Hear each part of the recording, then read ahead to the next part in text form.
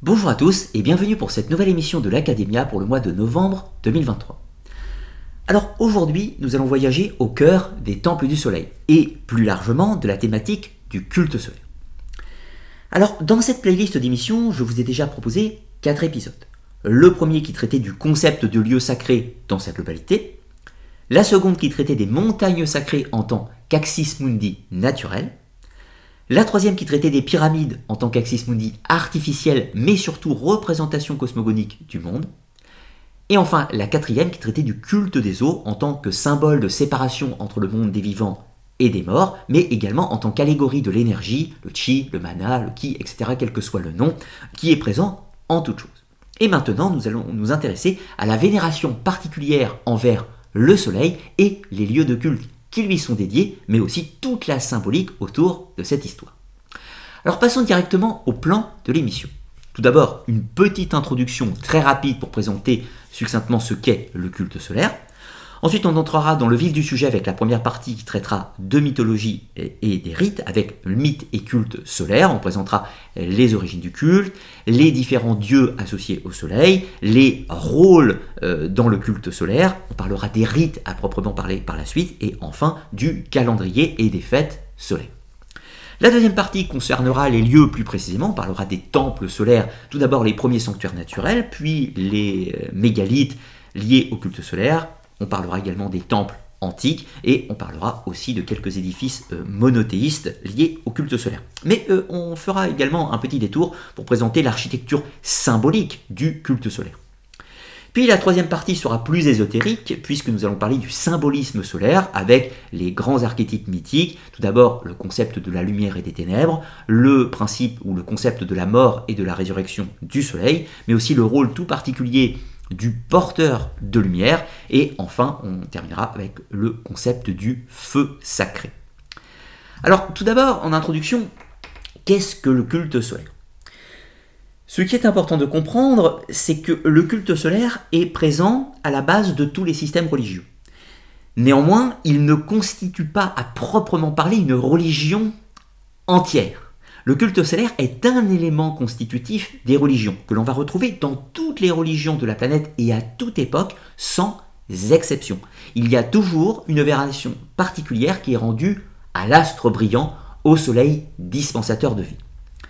Il y a souvent une ou plusieurs divinités qui sont préposées pour représenter cette divinité ou la manifester ou la conceptualiser, avec des formes variables bien entendu. Évidemment, suivant les systèmes religieux, il y a parfois une seule divinité, parfois plusieurs divinités, mais quel que soit le système religieux, encore une fois, il y a toujours une vénération particulière accordée au soleil, soit en tant qu'objet lui-même, soit en tant que ce qu'il représente, si vous voulez. Donc, on va retrouver des dieux solaires dans toutes les religions, à toute époque, et des rites qui lui sont rendus. Mais le plus important est que le culte solaire est en général responsable de tout le calendrier liturgique et de toutes les dates clés de l'année. Alors évidemment, il y a aussi les calendriers lunaires qui sont très importants, mais la principale séparation cosmologique nous vient en général du soleil. Et c'est ce que nous allons tenter de comprendre. Alors, on ne va pas s'attarder et on va directement entrer dans la première partie avec les mythes et les cultes solaires. On va parler tout d'abord des origines du culte solaire, d'où cela peut venir. Ensuite, on va parler des dieux solaires et de leurs fonctions. On va parler des mythes solaires ou des grands archétypes. Puis enfin, on va parler des rites solaires à proprement parler, de tout ce qui est fait pour rendre hommage à l'astre brillant. Et puis, on terminera avec les fêtes et la roue solaire du calendrier. Comme pour de nombreux sujets traités sur la Web TV, il est extrêmement difficile de savoir à partir de quand apparaît une pratique cultuelle. Dans le cas spécifique du culte solaire, on peut supposer assez facilement que celui-ci apparaît au premier temps de la préhistoire, à l'aube de l'humanité, au moment où s'établissent les premiers concepts religieux, voire même un petit peu en amont. Tentons de comprendre pourquoi. Le soleil, quand il apparaît à l'est, est dispensateur de vie. Il participe évidemment à la croissance de la flore, il apporte sa lumière et sa chaleur. Il est rassurant, c'est la lumière qui surgit des ténèbres. Mais le soleil est également caractéristique par rapport à son mouvement. Il apparaît à l'est, il se déplace et disparaît ou meurt à l'ouest. C'est le retour des ténèbres, c'est la victoire des ténèbres sur la lumière qui disparaît. La chaleur s'en va, c'est le retour du froid. Tout s'arrête, c'est l'obscurité. Donc, ce double élément, soleil dispensateur de vie, de lumière, de chaleur, etc., et ce mouvement solaire, c'est-à-dire sa naissance, sa croissance et sa mort, sont les bases des éléments qui sont présents dans le culte solaire. On prie pour que le soleil revienne le lendemain. On prie pour qu'il ne disparaisse pas définitivement. On salue son retour heureux par des prières, des sacrifices, des offrandes, des danses, des chansons, tout ce que vous voulez. On salue son arrivée, on pleure son départ et on prie pour qu'il revienne. C'est ça la base de l'architecture du culte solaire. Évidemment, là, décrit de cette façon simple, nous sommes dans le cadre d'un culte totémique ou chamanique, animiste même pourrait-on dire. Évidemment, ceci va se complexifier avec le temps. Il va y avoir tout un tas de panthéons de divinités, tout un tas d'explications cosmogoniques des choses. Pourquoi le soleil est là, pourquoi il se déplace de telle façon, à tel moment, à telle heure, etc., etc., etc. Avec tout un tas de mythes qui expliquent ce mouvement. Ça, ce sont des complexifications qui vont apparaître dans les religions antiques et qui, après, vont encore se dissimuler dans les religions monothéistes. Aujourd'hui, dans le christianisme, le judaïsme et l'islam, on pourrait dire, oui, non, il n'y a pas de culte solaire. Oui, de prime abord. Mais si on regarde bien, on va s'apercevoir qu'en réalité, eh bien si, il y a toujours le culte solaire, si ce n'est qu'il est habillé différemment, qu'il prend d'autres noms, d'autres visages, mais que sa symbolique est toujours présente. Donc, c'est ce que nous allons présenter par la suite. Mais, au-delà donc des origines du culte solaire, qu'on ne peut pas dater, mais qu'on peut supposer au commencement des systèmes religieux, cette complexification va aboutir à la naissance de tout un tas de divinités et de tout un tas de mythes pour expliquer tout cela. Et c'est ce que nous allons voir maintenant. La première problématique, ce sera celle des dieux solaires. Si, dans les premiers temps, on peut supposer qu'il n'y avait qu'une seule divinité préposée au soleil, eh bien, cela va changer au moment de l'Antiquité. On va pouvoir répartir les dieux solaires en 4 grandes catégories.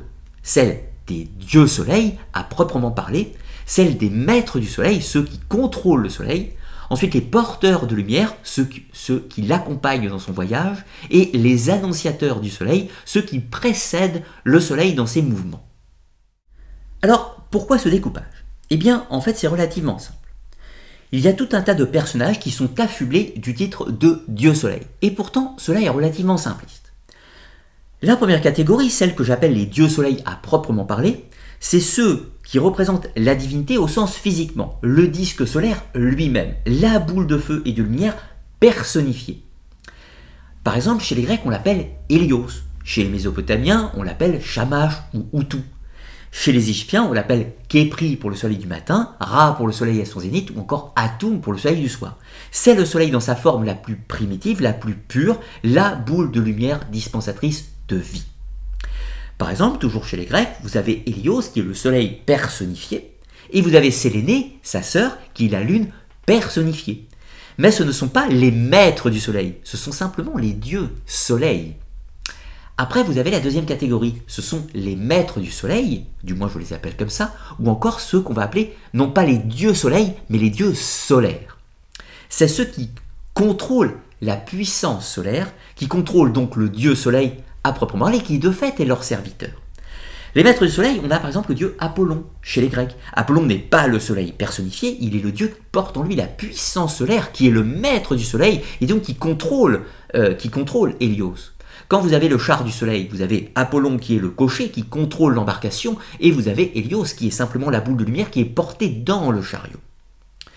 Donc les maîtres du soleil, c'est ceux qui sont les maîtres de cette puissance. Alors vous avez encore Elagabal en Syrie, vous avez Horus en Égypte, qui porte en lui le disque solaire au-dessus de sa tête. Sous-entendu, il possède en lui la puissance solaire. Mais vous avez encore Mitra, un dieu originaire indo-iranien, qu'on va retrouver après chez les Perses, dans la religion du mazdéisme, du zoroastrisme, du yézidisme, et plus tard dans l'Empire romain, avec le mitraïsme, sous le nom de soleil invaincu. Donc Mitra n'est pas un dieu soleil, ce n'est pas le soleil lui-même, au sens de la boule de lumière. Il est le maître de la puissance solaire, il contrôle le soleil.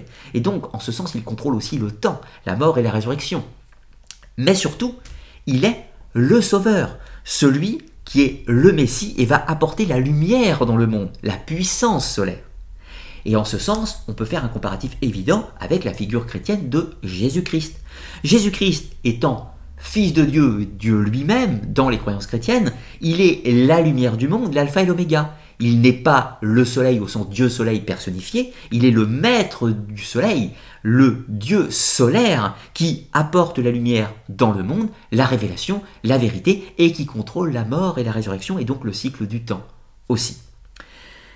Mais vous avez encore une troisième catégorie, c'est ceux qu'on va appeler les porteurs de soleil. Tout à l'heure, j'ai dit une petite erreur, j'ai dit les porteurs de lumière, ça c'est un petit peu plus tard, on verra ça par la suite. Là, c'est vraiment les porteurs de soleil au sens premier du terme. Ce sont ceux qui vont accompagner le dieu soleil, au sens soleil personnifié, dans son voyage. Par exemple, chez les Grecs, on l'appelle Phaéton. C'est, si vous avez le char conduit par Apollon, le maître solaire, vous avez le dieu soleil Hélios qui est dans l'embarcation, qui est transporté, et vous avez devant ceux qui tractent le véhicule, eh bien c'est Phaéton chez les Grecs ou tout un tas d'autres noms suivant les cultures. C'est ceux qui sont au service du soleil personnifié et encore plus sont sujets au pouvoir du maître du soleil ou du dieu solaire. Et vous avez encore une quatrième catégorie, c'est ceux que j'ai appelés les annonciateurs du soleil, mais qu'on peut aussi appeler les porteurs de lumière. Alors eux, ils ne tractent pas le soleil, ils ne participent pas au déplacement du soleil dans les cieux, ils sont ceux qui annoncent la venue du soleil ou qui annoncent le départ du soleil. Alors on leur donne des noms différents suivant les cultures. C'est Eosphoros, Hesperos chez les Grecs, c'est Lucifer et Vesper chez les Romains, c'est Tlahuizcal Pantecoutli ou Xolotl chez les Aztèques, ou encore Jean le Baptiste et Jean l'Évangéliste dans la tradition chrétienne. Alors, souvent ces personnages sont manifestés par une étoile, la première étoile visible dans le ciel avant que le soleil ne disparaisse, ou la première étoile qui paraît, qui est visible le matin, qui apparaît encore et qui précède l'arrivée de la lumière du soleil, encore une fois. Donc, c'est une étoile, une première lumière qui annonce la venue de la grande lumière, au sens le Dieu soleil personnifié, mais surtout qui peut annoncer l'arrivée de la lumière du monde, au savoir le Messie, le Sauveur, le Dieu solaire, pour faire la différence. Alors, évidemment, ces divinités, ces porteurs de lumière, dans les cultures, ils portent des noms différents, comme je l'ai expliqué, mais dans le cadre du christianisme, vous avez un très bel exemple avec Jean le Baptiste et Jean l'Évangéliste. Dans l'évangile de Jean, Jean le Baptiste est là pour annoncer l'arrivée de la lumière. Il annonce l'arrivée du Logos, de Jésus-Christ. Et à la fin du voyage, c'est Jean l'évangéliste qui témoigne du passage de la lumière en ce monde. Donc vous avez tout à fait les deux mêmes symboles. Donc Jean le Baptiste pour le commencement, la naissance, et Jean l'évangéliste pour la mort, la fin, la disparition du soleil, qui est totalement l'archétype d'un culte solaire avec ses annonciateurs de soleil, qui annoncent en l'occurrence Jésus en tant que Dieu solaire, maître du soleil, sauveur, messie, lumière du monde. Si vous voyez l'idée. Alors on va aller un petit peu plus loin et on va parler maintenant des mythes solaires qui ont pour fonction de nous expliquer tout cela au sens cosmogonique. Alors on va parler de plusieurs mythes. Tout d'abord, Ra et la barque du soleil en Égypte. Ensuite on va prendre l'allégorie du char du soleil chez les Grecs et chez les Nordiques. Ensuite on va parler de la caverne d'Amaterasu au Japon. On va parler du mythe de Nahui Olin, le cinquième soleil des Aztèques, et encore de la naissance et de la mort du soleil chez les Grecs, les Romains et les Aztèques, qui est un mythe archétypal invariant. Le premier exemple avec le mythe égyptien de Ra et de la barque du soleil va reprendre tous ces différents éléments ou ces familles de divinités en rapport avec le culte solaire. Évidemment, quand on arrive au stade de l'Égypte antique, on est déjà sur une religion complexe, une religion qui a établi une cosmogonie, une explication à l'origine du monde, ou pourquoi des choses, pourquoi ces mouvements célestes, etc. On n'est plus du tout sur un culte chamanique des premiers temps, on est vraiment sur une religion polythéiste ou énothéiste complexe déjà. Alors, comment s'articule un petit peu ce mythe? Vous avez le dieu Ra, qui est à ce stade plus ou moins le dieu créateur, mais aussi le soleil personnifié, avec différents noms suivant le moment de la journée. Donc il est sur son embarcation, la barque, qui, comme le char du soleil chez les Grecs qu'on va voir juste après, donc il est sur cette embarcation et il va traverser le ciel. Il n'est pas tout seul. il est accompagné de toute une assemblée de divinités, dont l'un des plus notables est le dieu Seth, souvent présenté comme maléfique dans les mythes égyptiens, mais pas dans cette histoire-là. Donc, toutes ces divinités, ce panthéon qui accompagne Ra, le dieu soleil, dans la barque, ce sont des accompagnateurs ou des porteurs de soleil. Ces derniers vont devoir combattre le serpent du chaos, Apophis. Celui-ci, la représentation des ténèbres, il tente d'avaler la barque du soleil, donc d'avaler le soleil, afin d'annihiler la création. Donc c'est un combat du bien contre le mal, de la vie contre la mort ou le chaos.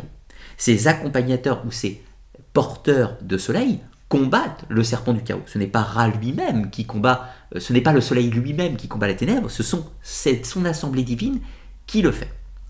Ils arrivent à repousser le serpent du chaos. La barque du soleil passe à l'Occident. Elle meurt symboliquement, finit son voyage. Et le soleil va renaître le matin. Ra reprend naissance sous le nom de Khepri. Il grandit sous le nom de Ra. Il meurt sous le nom d'Atum et recommence le cycle perpétuellement. Si vous voyez l'idée. Donc on a bel et bien l'idée des accompagnateurs du soleil. On a le char du soleil avec le dieu soleil lui-même incarné. Mais évidemment, le pouvoir temporel sur Terre, il est projeté par ce soleil, il est offert au dieu régnant. Au dieu régnant qui, un moment est Osiris, un moment est Horus, puis il sera d'autres divinités dans l'absolu par la suite. Mais ces dieux qui sont sur Terre, qui font le lien entre le monde divin et le monde humain, sont là pour posséder, porter en eux la puissance solaire, en lien avec ce grand cycle cosmogonique et pouvoir la dispenser sur Terre. Horus est celui qui porte en lui la puissance solaire pour la distribuer sur Terre. Ensuite, le deuxième mythe qu'on va voir, c'est l'allégorie du char du soleil, chez les Grecs ou chez les Nordiques, ou qu'on va retrouver dans tout le monde indo-européen. Alors on retrouve exactement en fait la même symbolique que la barque du soleil des Égyptiens, avec cette embarcation insolite, avec un dieu soleil qui est transporté dans le char, avec le conducteur du char cette fois-ci, qui est Apollon chez les Grecs, et les porteurs de soleil et ceux qui tractent l'embarcation. Alors le mythe est légèrement différent, pourquoi? Parce que là on n'a pas le combat eschatologique du bien contre le mal, on n'a pas le serpent du chaos qui vient dévorer la création, mais simplement le mouvement céleste qui permet l'écoulement du temps et le cycle calendaire, d'une certaine façon, mais là on a vraiment la mise en avant du personnage du dieu solaire à proprement parler, qui contrôle physiquement le soleil, puisque c'est lui qui pilote l'embarcation. Alors là, pour prendre une symbolique intéressante, c'est si vous prenez l'arcane du tarot, l'arcane du chariot, où vous avez vraiment ces deux chevaux qui sont un peu les porteurs de l'embarcation. Vous avez le cocher, représentation du libre arbitre, qui permet de décider, de donner plus ou moins de lest ou de puissance dans ceux qui tractent l'embarcation. Et puis le contenu, qui est le soleil lui-même, la puissance, si vous voulez d'une certaine façon. Donc le dieu solaire, là, avec Apollon, est très manifesté. Il est celui qui porte la puissance solaire, qui la distribue dans le monde, qui la porte sur Terre, si on veut. Donc le mythe du char du soleil et celui de la barque du soleil en Égypte sont relativement proches. La grosse différence étant que nous n'avons pas forcément le mythe eschatologique, c'est-à-dire le combat apocalyptique contre le serpent du chaos ou une force ténébreuse dans le mythe grec, alors qu'on va la retrouver avec la figure d'Apophis évidemment chez les Égyptiens, mais dans le cadre du char du soleil, chez les Nordiques par exemple, on retrouve la même symbolique, puisqu'au moment du crépuscule des dieux, du Ragnarok, eh bien, le soleil et la lune, respectivement sur leur embarcation, sont poursuivis par les loups, les enfants de Fenrir, qui tentent de les dévorer. Alors on a un troisième mythe qui est intéressant pour les mythes solaires, c'est celui de la caverne d'Amaterasu. Alors pour le faire relativement simple, j'ai fait des vidéos dédiées sur tous ces mythes, bien entendu, Amaterasu, dû à une querelle avec son frère, décide de se cacher dans une caverne, et donc de ce fait, elle prive la lumière solaire au monde.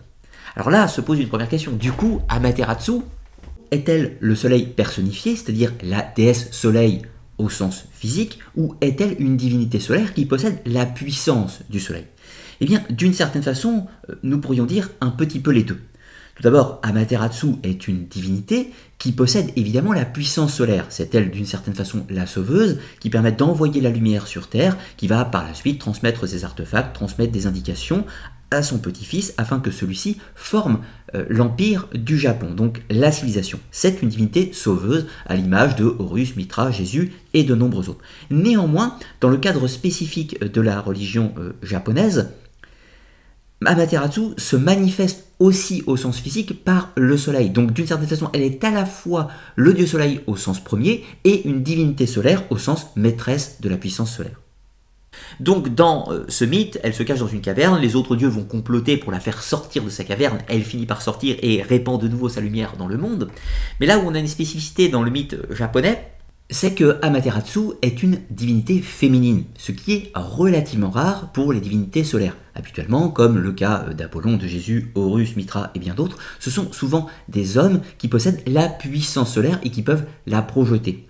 Alors évidemment, on a d'autres fois, cela arrive, qu'on ait des divinités féminines qui représentent le soleil. Par exemple, chez les Nordiques, c'est Sol, une divinité féminine qui représente le dieu soleil ou la déesse soleil manifestée. Mais ce n'est pas une divinité qui porte la puissance solaire en tant que sauveuse du monde.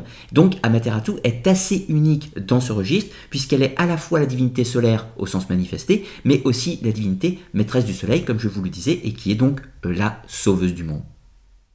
Autre exemple, cette fois-ci, autre mythe solaire sur le cycle du temps, c'est celui du 5e soleil chez les Aztèques. Alors, dans les mythes cosmogoniques aztèques, il y a une succession de plusieurs âges, une cyclologie, avec un premier soleil, un deuxième soleil, troisième soleil, quatrième soleil et 5e soleil, qui représentent des âges de l'humanité avec des cycles de création-destruction. Donc, on retrouve des notions eschatologiques à chaque changement de soleil, bien évidemment.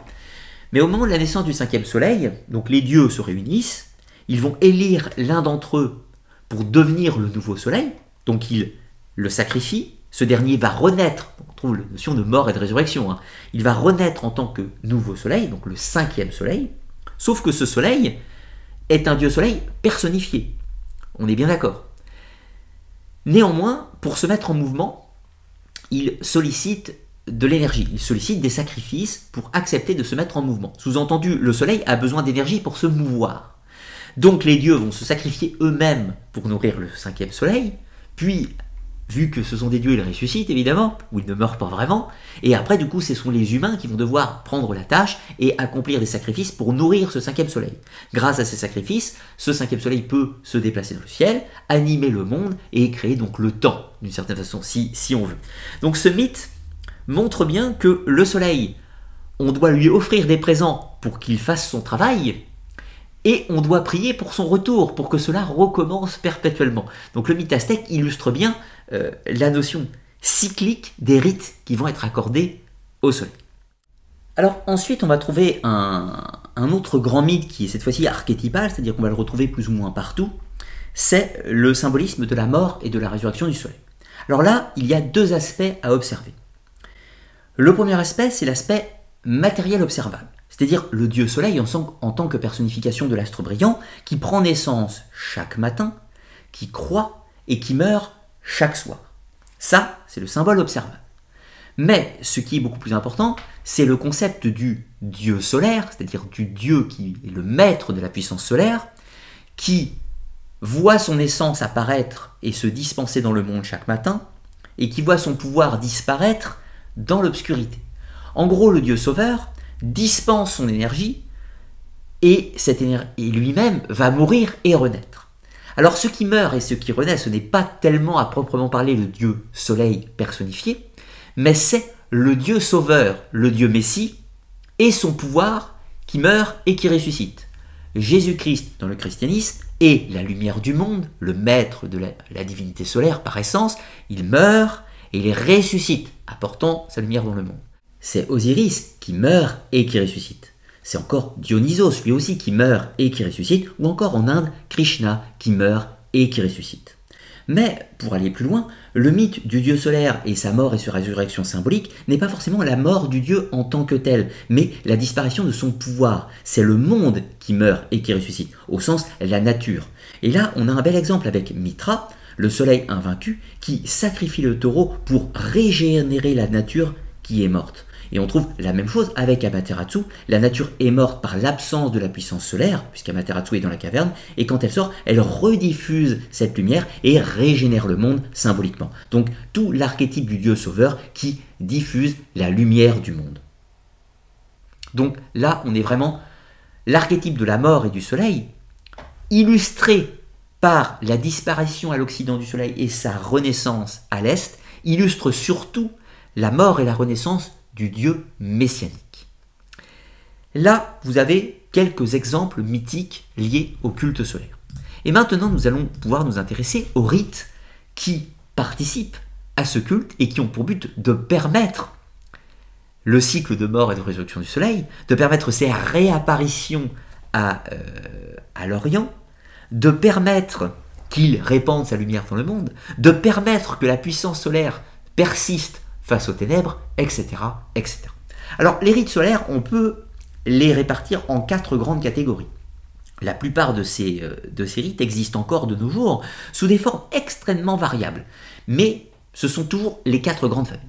La première, c'est celle qu'on va appeler la salutation au soleil. Alors j'emploie le terme issu du yoga, mais comprenez-le plus largement que c'est une prière qui est dirigée vers l'est, qui est dirigée vers le point de naissance du soleil.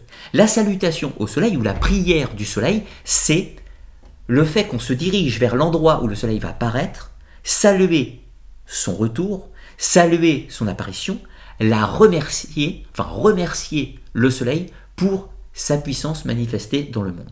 Et comprenez-le que si on se dirige vers la représentation du pouvoir en tant que Dieu soleil, en fait on adresse sa salutation au Dieu solaire, le maître du soleil, la divinité messianique, celle qui répand sa lumière dans le monde et qui manifeste son pouvoir par l'astre visible.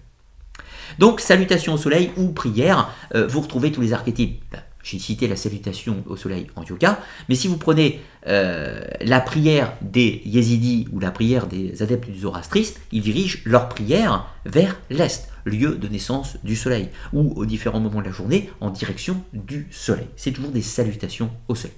L'islam, qui a repris les 5 prières par jour du zoroastrisme, dirige ses prières vers la Mecque, mais ça c'est une déformation. Techniquement, à l'origine, c'est une prière, un salut solaire, qui devrait être dirigé vers l'est. Chez les chrétiens, les églises sont habituellement orientées vers l'est, c'est-à-dire vers le lieu de naissance du soleil, le lieu où se manifeste le pouvoir messianique, christique, si l'on peut dire. Ensuite, vous avez un deuxième type de rite dans le culte solaire, c'est les offrandes au soleil, en général les sacrifices. Alors ça, c'est très bien illustré par exemple dans le mythe aztèque, mais on trouve tout un tas d'autres exemples dans les cultes animiques ou totémiques. L'idée, c'est que le soleil meurt chaque jour et ressuscite chaque matin, ou du moins cette puissance meurt chaque jour et ressuscite chaque matin, donc il faut s'assurer qu'elle revienne. Donc pour s'assurer qu'elle revienne, on doit faire des sacrifices, soit pour faire plaisir au soleil, soit pour le contenter, soit pour ne pas attirer son courroux, pour faciliter son retour ou son envie de revenir. En gros, on offre des sacrifices au soleil pour s'assurer de sa bonne humeur et qu'il va continuer à répandre sa lumière dans le monde. Mais on lui offre parfois aussi des sacrifices afin de lui donner de l'énergie.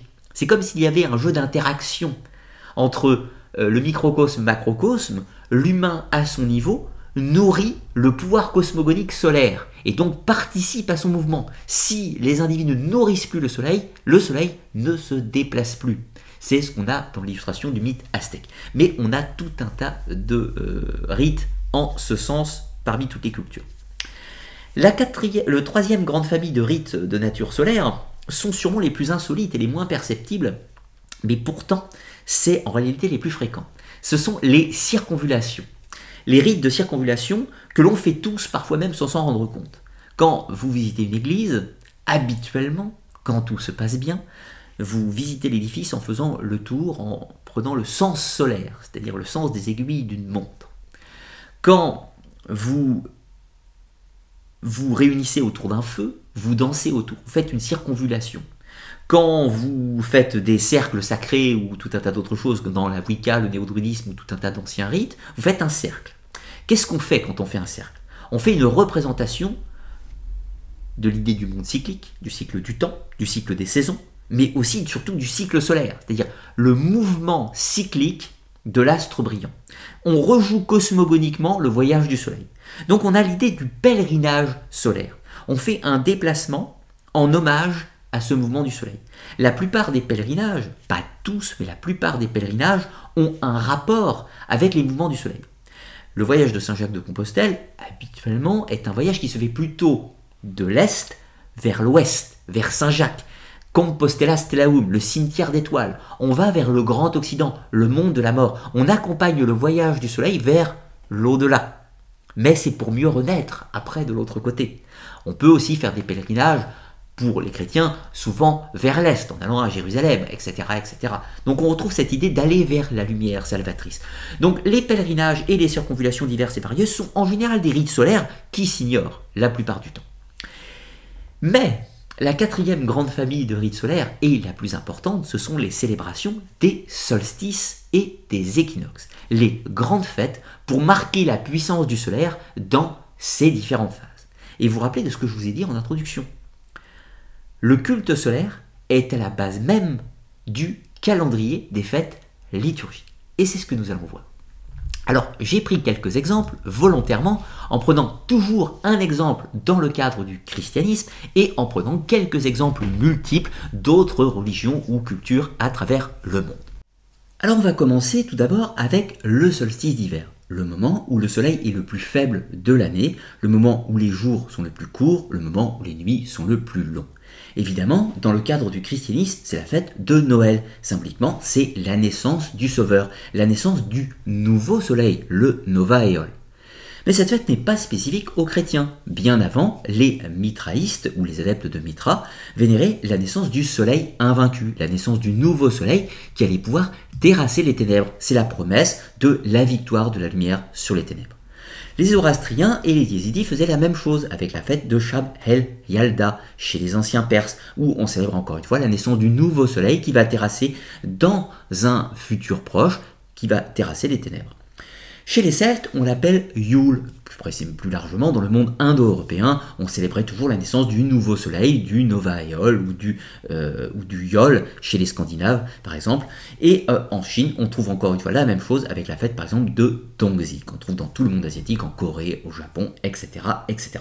C'est un archétype invariant sur toute la planète. On célèbre la naissance du nouveau soleil qui va terrasser les ténèbres. Évidemment, poursuivant le chemin de la roue solaire, on va arriver au printemps. C'est le moment où les chrétiens vont célébrer la fête de la Pâque, la mort et la résurrection du Sauveur, mais surtout la victoire absolue de la lumière sur les ténèbres. C'est le moment où les jours, les nuits ont exactement la même longueur, mais où les jours vont l'emporter. La lumière l'emporte encore une fois sur les ténèbres. Les Yézidis célèbrent le mercredi rouge, le Karemsa sort, et les Zoroastriens célèbrent Nowruz, les Celtes Ostara. Les Romains célèbrent tout un tas de fêtes pour célébrer l'arrivée du printemps, les Vestalia, Liberia, Hilaria, etc. Et au Japon, on célèbre Shunbun no I. Dans tous les cas, c'est une célébration de la nature qui reprend naissance, qui reprend vie, qui rayonne, qui illumine. On sort de l'hiver, on sort de la période froide, on arrive dans les jours heureux. Poursuivant le voyage, on va arriver au solstice d'été, le moment où le soleil domine absolument dans les cieux, le moment où il est le plus haut, le moment où les jours sont le plus longs de l'année, la nuit et les ténèbres sont au plus bas. On célèbre cette gloire de la lumière, et les chrétiens célèbrent les fêtes de la Saint-Jean, c'est les grands feux de joie pour se purifier. Les Zoroastriens célèbrent la Maïdoshaïen Gaonbar, où encore une fois on célèbre la victoire suprême du feu sacré. Les Celtes célèbrent l'Ita, les Romains Sumanus, en Chine c'est Xiazi, en Suède c'est Midsummer, etc., etc.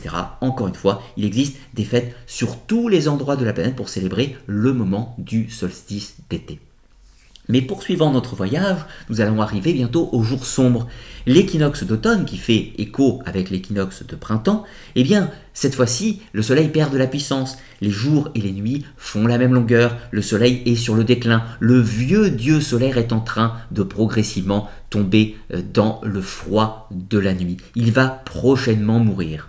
Les chrétiens célèbrent tout un tas de fêtes diverses et variées, c'est les fêtes des moissons. On remercie pour les bienfaits de l'année, on remercie les bienfaits du soleil, mais en ayant conscience qu'on célèbre aussi bientôt ses funérailles. Aux États-Unis, c'est Thanksgiving qui a été déplacé en novembre, mais autrefois c'était une fête des moissons où on célébrait aussi les bienfaits de l'année. Les Celtes célèbrent Mabon, en Corée c'est Chuseok, au Japon Shubun no I, en Russie c'est Dozinki, etc., etc. C'est le moment où les ténèbres reprennent de la puissance, les morts reviennent hanter le monde des vivants un peu plus tard, pour Halloween notamment, et on se rapproche doucement de la mort du soleil, qui aura lieu au solstice d'hiver, mais qui sera la promesse d'un nouveau cycle, d'un recommencement annuel et perpétuel, la naissance encore une fois d'un nouveau soleil. Donc, ces fêtes de la liturgie chrétienne que l'on retrouve et dans toutes les autres religions sont calquées sur l'ancien culte solaire. Et elle en reprend tous les archétypes, bien évidemment. Vous aurez compris l'idée.